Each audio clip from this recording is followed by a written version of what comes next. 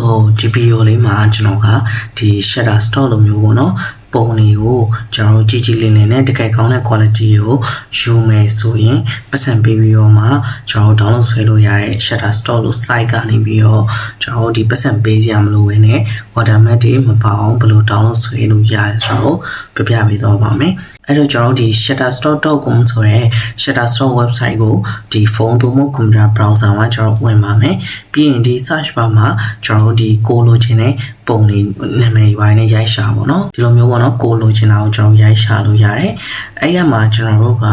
ဒီမှာပေါ့နော်ဒီပုံလေးတစ်ပုံထောက်ချလိုက်မယ်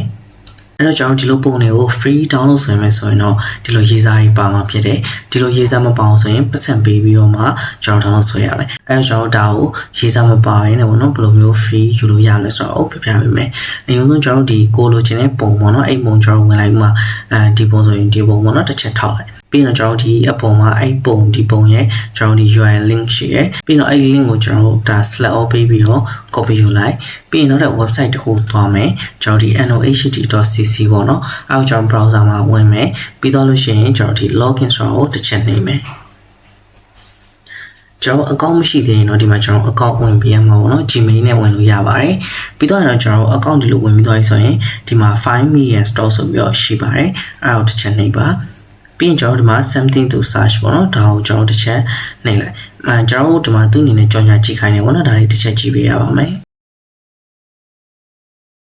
ကြော်ညာလေးကျွန်တော်ကြည့်ပြီးသွားပြီဆိုလို့ရှိရင်တော့ဒါကျွန်တော်ဒီ search bar တစ်ချက်ထောက်လိုက်ပြီးရင်ကျွန်တော်ခုန URL link ကို paste ချလိုက်ပြီးရင် search ကိုနှိပ်လိုက်ပေါ့နော်ဒီမှာကျွန်တော်ပုံလေးပေါ်လာပြီကျွန်တော်ဒီအောက်ကိုနည်းနည်းဆင်းလိုက် find this store တစ်ချက်နှိပ်လိုက်ပြီးရင် click to view တစ်ချက်နှိပ်မယ်